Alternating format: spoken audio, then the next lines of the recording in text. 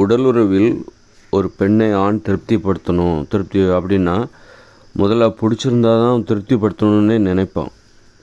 ஒரு பொண்ணை அவனுக்கு பிடிச்சிருந்தா தான், ஒருவேளை அவன் மனைவியை அவனுக்கு பிடிச்சிருந்தா தான் அவளை திருப்திப்படுத்தணும் அப்படிங்கிற அந்த நினைப்பு அவனுக்கு இயல்பாகவே வரும். பிடிக்கலை அப்படின்னா அவன் கடமைக்கு தான் அந்த வேலையை செய்வான். திருப்திப்படுத்தணுங்கிறது அவனுடைய நோக்கமாகவே இருக்காது. அதனால் என்ன ஆகும் அப்படின்னா சீக்கிரமாக அந்த வேலையை முடிக்கணும்னு தான் நினைப்பான். அந்த உடலுறவை ஒரு கடமையாக நினச்சி பிடிக்காத ஒரு மனைவியோட ஒரு ஆண் உடலுறவு வச்சுக்கிறான் அப்படின்னா அதை ஒரு கடமையாக நினச்சி சீக்கிரமாக முடிச்சிடணும் அந்த வேலையை அப்படின்னு தான் நினைப்பான். அந்த மனைவியை திருப்திப்படுத்தணும், பிடிக்காத அந்த மனைவியை திருப்திப்படுத்தணுங்கிற அந்த எண்ணம் அவனுக்கு வரவே வராது.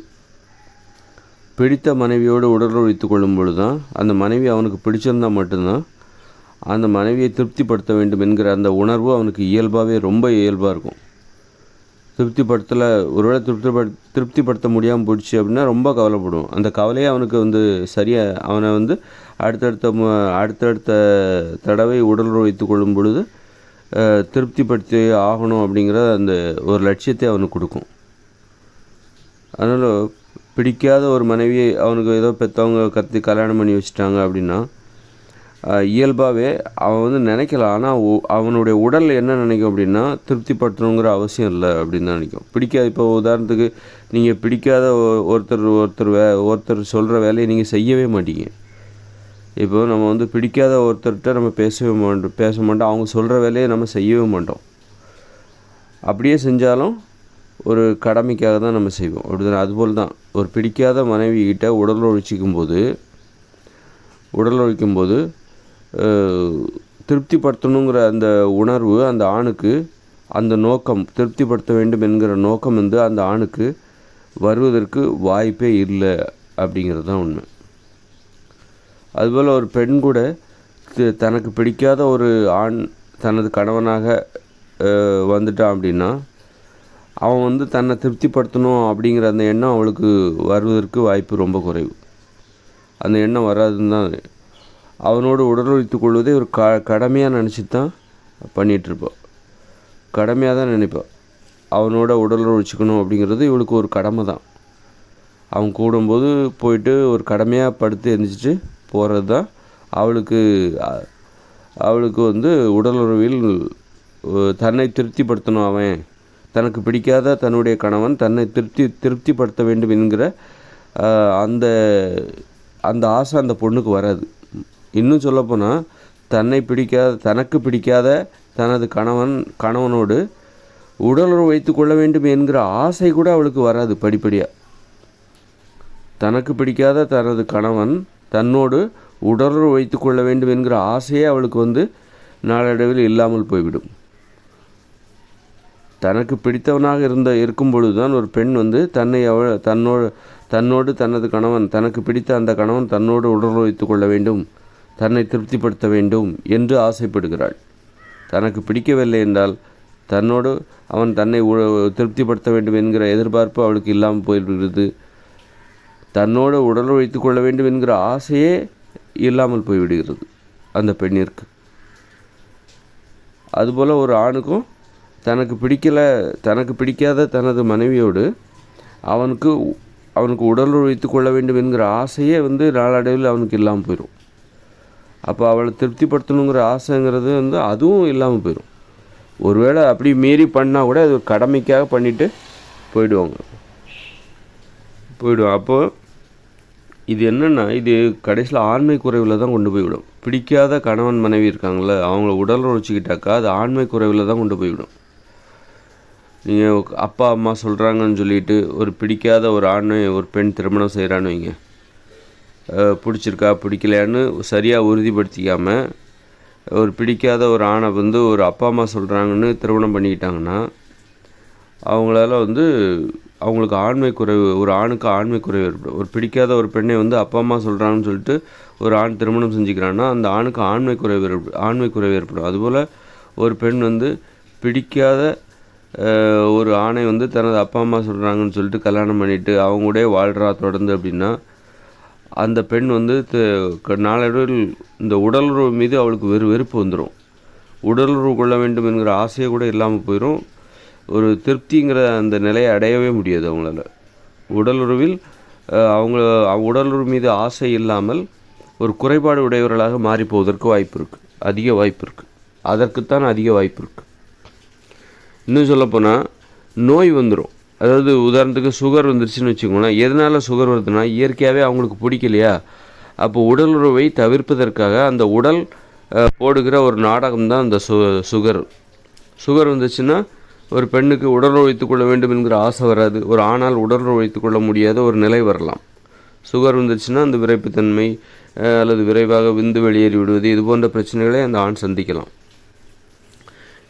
எதனால் அப்படின்னா பிடிக்காத அந்த கணவன் மனைவி உடலுறவு வைத்துக்கொள்வதை இயற்கையாகவே தடை செய்கிற ஒரு முயற்சியில் அந்த உடல் ஈடுபடுவதன் நோக்கத்தை கொண்டு அந்த உடல் தனது உடலில் சுகர் நோயை அல்லது வேறு ஏதாவது ஒரு நோயை வரவழைத்துக் கொள்கிறது, அல்லது ஆண்மை குறைவு இது போன்ற நோய்களை வரவழைத்துக் கொள்கிறது.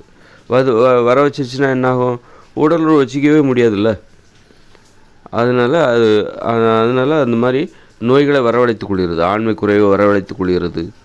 ஏன்னா பிடிக்காதவங்கக்கிட்ட நம்ம வேலை செய்யவே, பிடிக்காதவங்ககிட்ட நம்ம பேசவே மாட்டோம், பழகவே மாட்டோம். அப்படிங்கும்போது பிடிக்காதவங்களை கல்யாணம் பண்ணி அவங்களுக்காக உடலுறவு வைத்துக் கொள்வது அதுங்கிறது அவ்வளோ பெரிய கஷ்டமாக தெரியும் போது அதை தவிர்ப்பதற்காக இந்த உடல் என்ன பண்ணுது அப்படின்னா அந்த ஆண்மையை இழந்து போயிடுகிறது. ஒரு ஆணோட உடல் ஆண்மையை இழக்கிறது, அல்லது சுகர் ஏதாவது வர வைக்கிறது. ஒரு பெண்ணோட உடல் சுகர் ஏதாவது வர வச்சுக்குது. பிடிக்காத தனது கணவனோடு உடலுறவு வைத்துக் கொள்வதை எப்படி தவிர்ப்பது, அந்த ஆசையை தனக்கு இல்லாமல் போவதை எப்படி அந்த நிலையை தனது உடல் எப்படி அடைய வைப்பது அப்படிங்கிறதுக்காக அந்த பெண் என்ன பண்ணு, தனது உடலுக்கு அந்த பெண்ணின் உடல் தனக்கு சுகர் நோயை வரவழைத்துக் கொள்கிறது. ஒரு நோயை அப்போ இதன் மூலம் இப்போ நோய் வந்துருச்சா இயற்கையாகவே அவங்களுக்கு அல்லது சுகர் நோய் வரும், அல்லது பெண்மையில் குறைபாடு, அப்போ இயற்கையாக அவங்களுக்கு இந்த ஆர்வம் சுத்தமாக இல்லாமல் போயிடும். ஒரு பிடிக்காத ஒருவரோடு வாழும் பொழுது இந்த மாதிரி உடலே தனக்கு ஒரு வெறுப்பை வெளிப்படுத்துகிறது. பிடிக்கலன்னா நமக்கு சாப்பிடவே பிடிக்காது. அந்த மாதிரி இப்போ ஏதாவது ஒரு சமயத்தில் நமக்கு பிடிக்கலை அப்படின்னா, வெறுப்பாக இருக்குன்னா சாப்பிடவே பிடிக்கலை. அது மாதிரி அந்த மாதிரி ஆண்மை குறைவு, பெண்மையில் குறைபாடு அல்லது நோய்கள் இது போன்ற விஷயங்கள் பிடிக்காதவரோடு நீங்கள் வாழ நேரும் பட்சத்தில் உங்களுக்கு அது ஏற்படும். பிடிக்கலைன்னா அதை மாற்றவே முடியாது. போக அதை மாற்றிக்கலன்னா அதை மாற்ற முடியாது. பிடிக்காதவங்க என்றைக்குமே பிடிக்காதவங்க தான். அந்த நிலையை நீங்கள் மாற்றவே முடியாது. இயற்கையானது. பிடிச்சிருக்கு பிடிக்கலைங்கிறது இயற்கையானது. பிடிக்காதவங்க ரொம்ப நல்லவங்களாகவே இருந்தால் கூட நமக்கு பிடிக்காது. பிடிக்காதவங்க ரொம்ப அழகாகவே இருந்தால் கூட நமக்கு பிடிக்காது. அதே மாதிரி ரொம்ப பிடிச்சவங்க இப்போ குணத்தில் முன்ன பின்ன இருக்கலாம், கொஞ்சம் கெட்ட குணம் கூட இருக்கலாம், ஆனால் அவங்கள நமக்கு பிடிச்சிருக்கும். குணத்தில் கூட முன்ன பின்ன இருக்கலாம், பிடிச்சிருக்கும். பிடிச்சவங்க கொஞ்சம் அந்த அளவுக்கு அழகாக இல்லைன்னா கூட நமக்கு பிடிச்சிருக்கும்.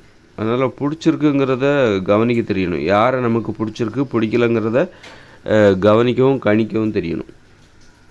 தெரிஞ்சு கல்யாணம் பண்ணலை. அப்படி தப்பி பிடிக்காதவங்கள கல்யாணம் பண்ணால் மிகப்பெரிய தோல்வியை சந்திக்க நேரிடும். கண்டிப்பாக அந்த வாழ்க்கை தோல்வி தான். பிடிக்காதவங்க கிட்ட போய் நம்ம பழக மாட்டோம், பேச மாட்டோம், அவங்க சொல்கிற வேலையை நம்ம செய்ய மாட்டோம், அவங்க நம்மக்கிட்ட வேலை சொல்கிறதையே நமக்கு ஒரு கோபத்தை ஏற்படுத்தும். அப்படி இருக்கும்போது பிடிக்காத ஒரு ஆண் பெண் இருவர் திருமணம் செய்து கொண்டால் ஒருவருக்கொருவர் அவங்க எந்த உதவியுமே செய்ய அவங்களுக்கு பிடிக்காது, பேசவே பிடிக்காது, பார்க்கவே பிடிக்காது. அப்போது அவங்க சொல்கிற வேலையை உடலுறவும் ஒரு வேலை தான், உடலுறவு வைத்துக்கொள்வதும் ஒரு வேலை தான். அப்போ அந்த வேலையை செய்கிறதுக்கு அவங்களுக்கு எப்படி பிடிக்கும்? ஆனால் நீங்கள் இருவரும் கணவன் மனைவி வாழ்நாள் முழுதும் நீங்கள் வாழ்ந்து தான் ஆகணும், பிடிக்கலன்னா கூட நீங்கள் வாழ்ந்து தான் ஆகணும் அப்படின்னு சொல்லிட்டு அவங்களே நினச்சிப்பாங்க. நமக்கு பிடிக்கலனாலும் இது நம்மளுடைய தலையெழுத்து, வாழ்ந்து தான் ஆகணும், குழந்தைங்கள்லாம் வந்துருச்சு, குழந்தைகளுக்காக வாழ்ந்தாகணும் அப்படின்னு சொல்லி அப்போ சமூகமும் அவங்கள பிரிய விடாது, விவகாரத்துக்கு வாய்ப்பே இல்லை அப்படின்னு சுற்றி இருக்கிற உறவினர்கள் குடும்பத்தினர்கள் அவங்கள பிரிவதற்கு ஒத்துக்கவே மாட்டாங்க. அப்படிங்கிற பட்சத்தில் அவங்க அப்போ எப்படி வாழ்கிறது, நம்ம வாழ்ந்து தான் ஆகணும் அப்படிங்கும்போது அவங்களுக்கு என்ன ஆகும், ஒருவருக்கு வெறுப்போடு உதவி செய்ய பழகிப்பாங்க. வெறுப்போடு வாழ பழகிப்பார். அந்த வெறுப்பு அவங்களுக்கு வந்து இது மாதிரியான குறைபாடுகளை ஏற்படுத்திடும். ஆண்மை குறைபாடு, பெண்மையில் குறைபாடு, அப்புறம் ஏதாவது நோய்களை ஏற்படுத்திவிடும். உடல் உறவில் வந்து திருப்தி அடைய முடியாத, திருப்திப்படுத்த முடியாத நிலை, இது போன்ற பிரச்சனைகளை அந்த ஆணும் அந்த கணவன் மனைவியும் சந்திப்பார்கள். இதில் அவங்க தப்பிக்கவே முடியாது. அதனால் பிடிச்சி கல்யாணம் பண்ணணும். எங்கே காதல் சுதந்திரம் இருக்கிறதோ அங்கே தான் ஆண்மையும் பெண்மையும் அதிகமாக இருக்கும். எங்கே அடக்குமுறையும் பெண்ணடிமைத்தனமும் ஆண் சர்வாதிகாரமும் எங்கே இருக்கிறதோ, எங்கு மூட நம்பிக்கைகள், ஆண் பெண் உறவுகளுக்கு சுதந்திரம் எங்கு இல்லையோ அங்கெல்லாம் வந்து ஆண்மை குறைவு அதிகமாக இருக்கும். உடல் உறவில் அவர்கள் திருப்தியை அடையவே மாட்டார்கள். மகிழ்ச்சியாகவே அவங்க வாழவே மாட்டாங்க. எங்கே வந்து ஆண் பெண் உறவுக்கு சுதந்திரம் இருக்கோ, காதலுக்கான சுதந்திரம் எந்த நாட்டில் அதிகமாக இருக்கிறதோ அந்த நாட்டில் வாழ்கிற மக்கள் அவங்க தான் வந்து ஆண்மையில் மகிழ்ச்சியாக வாழ தகுதியானவர்களாகவும் இருப்பார்கள். ஆண்மையிலும் பெண்மையிலும் தாம்பத்திய உறவிலும் சிறப்பானவர்களாக அவர்கள் இருப்பார்கள் என்பதில் எந்தவித சந்தேகமும் இல்லை. அது மாதிரி இப்போ வந்து உடலே ஃபிட்டாக இருக்கும். அந்த அளவுக்கு ஒரு ஆண் பெண் உறவு சுதந்திரம் என்பது இந்த உடலை ஆரோக்கியமாக வச்சுக்கணும், உடலை உறுதியாக வச்சுக்கணும். ஒரு பெண்ணை திருப்திப்படுத்தவில்லை என்றால் அவள் வேறொருவனோடு சென்று விடுவாள் என்கிற பயம் ஒரு ஆணுக்கு இருக்க வேண்டும். அவள் தனக்கு பிடித்திருந்தால் கூட அவன் தன்னை திருப்திப்படுத்தவில்லை என்றால், உடல் உறவில் தன்னை திருப்திப்படுத்தவில்லை என்றால் அவன் பிரிந்து விடுவாள் அப்படிங்கிற பயம் வந்து ஒரு ஆணுக்கு இருக்கணும். அப்போ தான் வந்து அவன் வந்து என்ன பண்ணுவான், உடலை ஆரோக்கியமாக வச்சுக்கணும்னு நினைப்பான், உடலை உறுதியாக வைத்துக்கொள்ள வேண்டும். உடல் உறவில் ஒரு பெண்ணை திருப்திப்படுத்துகிறதுக்கு அந்த பெண்ணை புரிந்து கொள்ள வேண்டும். அவளுடைய எதிர்பார்ப்பு என்ன என்பதெல்லாம் புரிந்து கொண்டு அவளை வந்து திருப்திப்படுத்துவதற்கு அவன் எப்போவும் தயாராக இருப்பான். அதுக்கு என்ன தேவைன்னா, பிரிவதற்கான சுதந்திரம் இங்கே தேவை. இங்கெல்லாம் சேர்வதற்கான சுதந்திரம் தான் இருக்கிறது தவிர சேர்ந்தவர்கள் பிரிவதற்கான சுதந்திரம், பிடிக்கலன்னா பிரிவதற்கான சுதந்திரம் இங்கே இல்லை. அதனால் அது வந்து ஆண் பெண் உறவை அந்த தாம்பத்திய உறவை மிகவும் பாதிக்கும். அது எங்கே இப்போ ஆண்மை இருந்தாலும் சரி இல்லைனாலும் சரி அவள் தன்னோடு தான் இருப்பாள். அல்லது தனது கணவன் எங்கேயும் தப்ப முடியாது. அவனுக்கு நம்மளை பிடிக்கலனாலும் பிடிச்சிருந்தோம், கல்யாணம் ஆகிடுச்சு, நம்மளை விட்டு போகவே முடியாது. இப்படிங்கிற மெத்தனம்தான். நம்ம எப்படி வேணாலும் இருக்கலாம், நம்ம உடம்பு குண்டாக இருந்தால் என்ன, நம்ம வந்து உடல் உறவில் சிறப்பாக செயல்படலைன்னா இப்போ என்ன அப்படின்னு சொல்லி ஒரு மெத்தனத்தை தான் அந்த உறவில் அது ஏற்படுத்தும். மெத்தனத்தையும் அலட்சியத்தையும் தான் அதிகப்படுத்தும். அது வந்து உடல் உறவில் தாம்பத்திய குறைபாடுகளை தான் அது வளர்த்தெடுத்து கொண்டே செல்லும். அதனால் ஆண் பெண் உறவில் சுதந்திரம் என்பது மிக முக்கியம். சுதந்திரம், காதலுக்கான சுதந்திரம், தனது துணையை தேடுவதற்கான சுதந்திரம், பிரிவதற்கான சுதந்திரம். ஆண் பெண் உறவில் அச்சுறுத்தலே இருக்கக்கூடாது. நீ பிரிஞ்சா ஜீவனாம்சம் கொடுக்கணும் அப்படின்னு சொல்லி ஒரு ஆணை வந்து கோமணத்தை கூட உருவிட்டு விடுகிற ஒரு கலாச்சாரம் நம்ம நாட்டில் இருக்குது, உலகத்தில் இருக்குதுன்னு நினைக்கிறேன். இந்த ஜீவனாம்சம் கொடுக்குற கலாச்சாரம், அதெல்லாம் அச்சுறுத்துறது. நீ பிரிஞ்சால் நீ லட்சக்கணக்கான பணத்தை நீ நஷ்டீடாக அவனுடைய மனைவிக்கு கொடுக்கணும் அப்படின்னு அச்சுறுத்துறது, மிரட்டு. அப்போ இப்போ பிடிக்கலன்னா கூட அவங்க பிரியவே மாட்டாங்க. அதுக்கு பதிலாக பிடிக்கலன்னா கூட பிடிக்காத மனைவியோடு வாழ்ந்து கொண்டு வேறு ஏதாவது கள்ளத்தொடர்பு வச்சுக்கலாம். எதுக்காக பிரிவானே? கள்ளத்தொடர்பு வச்சோம். பிரிவதாக இருந்தால் ஜீவனாம்சமாக நிறைய தொகை கொடுக்க வேண்டியிருக்கும் அப்படின்ட்டு இந்த மாதிரிலாம் அந்த உறவை அச்சுறுத்தி வச்சுருக்காங்க. இந்த உறவில் சுதந்திரமே இல்லாமல் இருக்கிறதுக்கு தான் இங்கே நிறைய வேலைகள் நடந்துகிட்ருக்கே தவிர அது எல்லாமே தாம்பத்திய குறைபாடுகளை தான் அங்கே.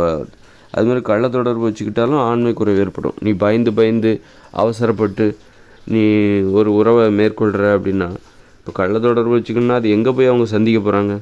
ஒன்று இவனோட வீட்டில் அவன் மனைவி இல்லாத டைமில் அவளை வரவழைச்சி சந்திப்பான், அல்லது அந்த பெண்ணோட வீட்டில் இந்த ஒரு ஆண் கள்ளத்தொடர்பு வைத்துக்கிற ஒரு பெண்ணின் வீட்டில் போய் அவனுடைய கணவன் இல்லாத டைமில் அவன் போய் அதை பண்ணுவான். அப்போது பயந்து தான் பண்ணுவாங்க, ரொம்ப ஆபத்தான.